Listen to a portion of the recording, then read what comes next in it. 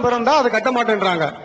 தாய்கள் இருக்காங்களா, பெரியம்மா சின்னம்மா, அவங்க பிள்ளைகளை வந்து இவங்க வந்து தந்தை கட்டிக்கிறாங்க அப்படின்னு நான் கேட்டிருக்கு. இஸ்லாமிய நண்பர்கள் கொடுத்த எனக்கு விளக்கம், அதாவது எங்களுக்கு தாய் பாசம் தான், அவங்க தகப்பன் வேற ஆகிறாங்கல்ல, அப்படிங்கிறது எங்களுக்கு அதை பத்தி கவலை இல்லை அப்படின்னு சொல்றாங்க. அதாவது ஐயா கேட்டதை விட தாண்டியே நான் சொல்லிடுறேன். இஸ்லாத்துல வந்து இப்ப 2 அண்ணன் தம்பி இருக்காங்கன்னு வைங்க. 2 அண்ணன் தம்பிகள் வந்து அண்ணனுடைய மகனும் தம்பியுடைய மகளும் அண்ணன் தங்கச்சியா தான் ஆகுறாங்க. அவங்களுக்குள்ளேயும் கல்யாணம் பண்ணலாம் இஸ்லாத்துல, அதையும் தெரிஞ்சுக்கிறங்க. அதே மாதிரி 2 பெண்கள் இருக்கிறாங்க, அக்கா தங்கச்சி, இவளுடைய மகனும் அவளுடைய மகளும் கல்யாணம் பண்ணிக்கலாம். நம்ம சமூகத்தில் அக்கா தங்கச்சின்னு சொல்லுவோம்.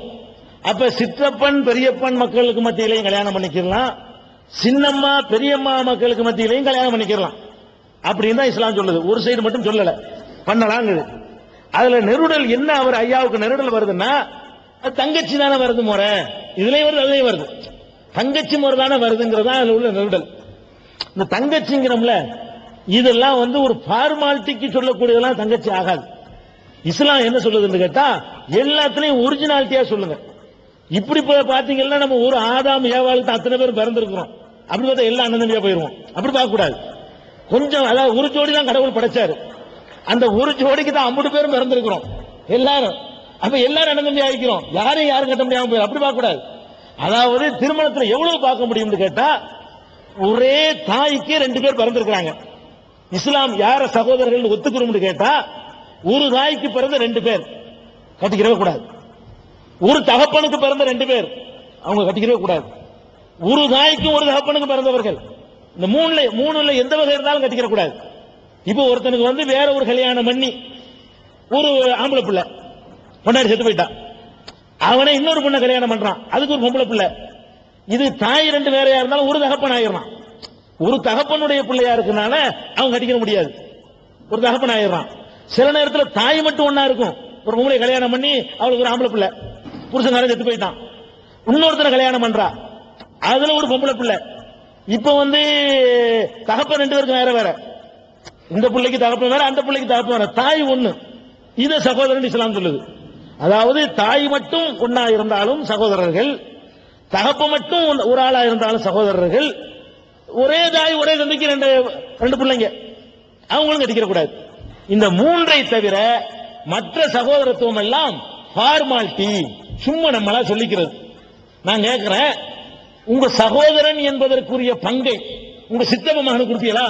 சொத்துல உங்களுடைய சொத்தை நீங்க செத்து போயிட்டீங்க, 1 லட்சம் ரூபாய் விட்டுட்டு போயிட்டீங்க. நீங்க சித்தப்ப மகனையும் சின்னம்மா மகனையும் சகோதரன் தான் சொல்லிட்டு இருந்தீங்க.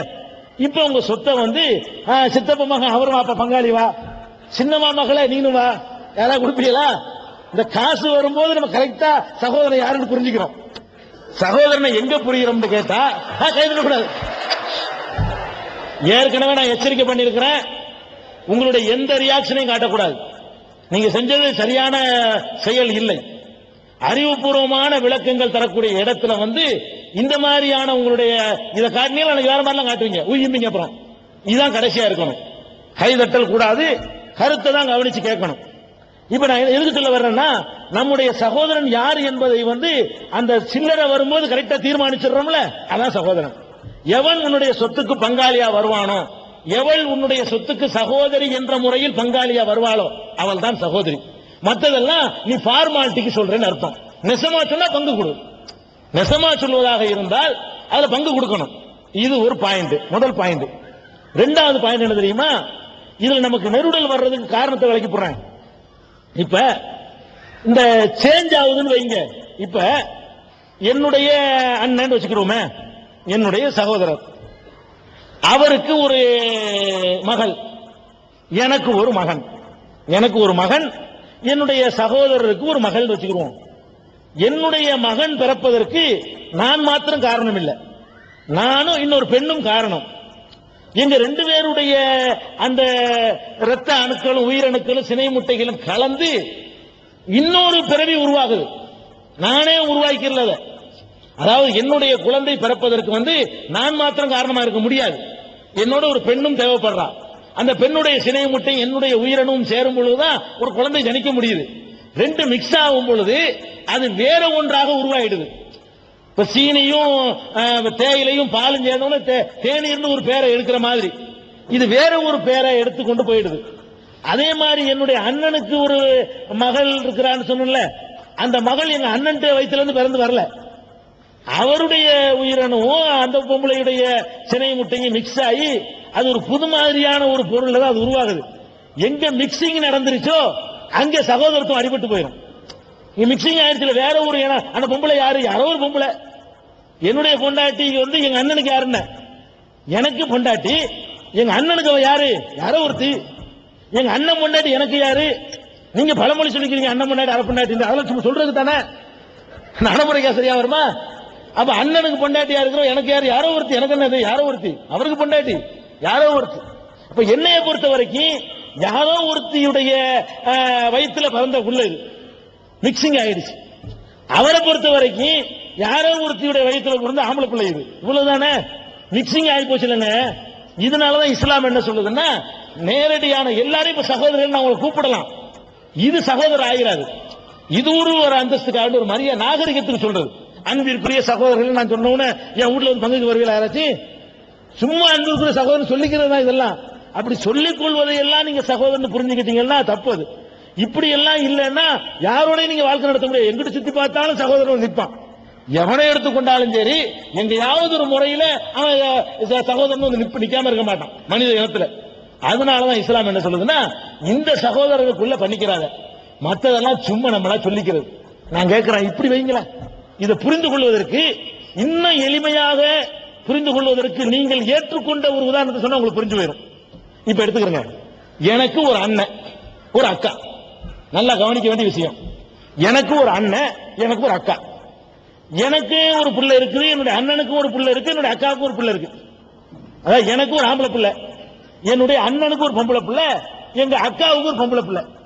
இப்ப என்னுடைய இந்த மகன் என்னுடைய அண்ணனுடைய அண்ணன் மகளை வந்து கட்டிக்கிற கூடாதுன்னு உங்க மனசு சொல்லுது. சரி, என் அக்கா மகளை கட்டிக்கலாம்னு சொல்லுது உங்க மனசு. அட ஒரே நாங்க மூணு ஒண்ணுதானங்கிற. அட என்னோட பிறந்த ஆம்பளை இவரு, என்னோட பிறந்த பொம்பளை இவர்.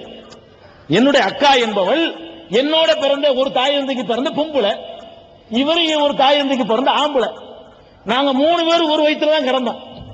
நானும் அந்த வயிற்றுல தான் இருந்தேன், எங்க அண்ணன் அந்த வயிற்றுல இருந்தாரு, எங்க அக்காவும் அந்த வயிற்றுல இருந்தாரு. அப்படிப்பட்ட நேரத்தில் அதே இனம் தாங்க உட்கார்ந்துட்டு இருக்குது.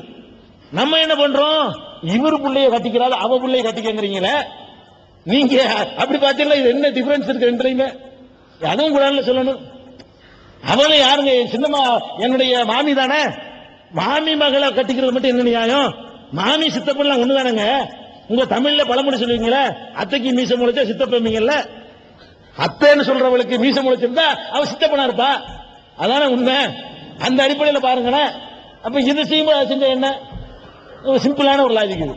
அதனால இஸ்லாம் வந்து ஒரு பிராக்டிக்கலான ஒரு மார்க்கம். அதனால இத எந்த அளவுக்கு விளக்கம் போகுதுன்னு நினைக்கிறேன்.